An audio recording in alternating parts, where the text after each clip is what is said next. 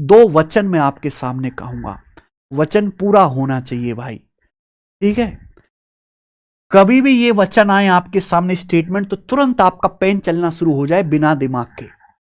मैं आपसे कहूं A is 28% more than B, A B से 28% अधिक है।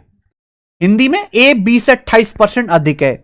अगर ये लाइन कही गई है तो ए बी का अनुपात क्या होगा? ए बी से 28% ज्यादा है बी से, यानी कि बी आपका बेस है, बी से 28% ज्यादा है। 28% की भिन्न में वैल्यू क्या होती है? 28% की भिन्न में वैल्यू होती है 4% 1/25, 28% 7/25।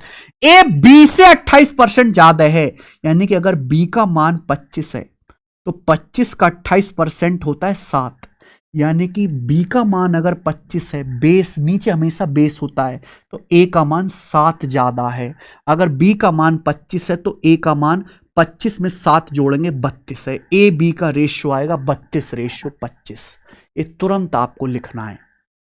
हां, अगर मैं आपसे कहूं क्यों इज 21.42% लेस देन पी, क्यों पी से 21.42% कम है, क्यों पी से क्यों पी से 21.42% कम है, पी से, यानी कि आपका बेस यहां पर पी है। 21.42% क्या होता है? देखो, 7 × 21, 14 × 42, 7.14% 1/14, 7.14% 1/14, 3 गुना 21.42% की भिन्न में वैल्यू 3/14।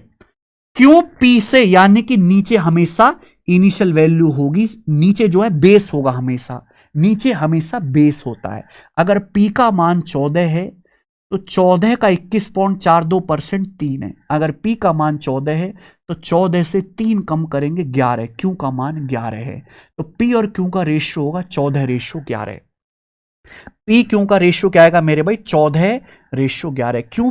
पी से 21.42% कम है, पी से बेस पी आएगा, पी का मान है 14।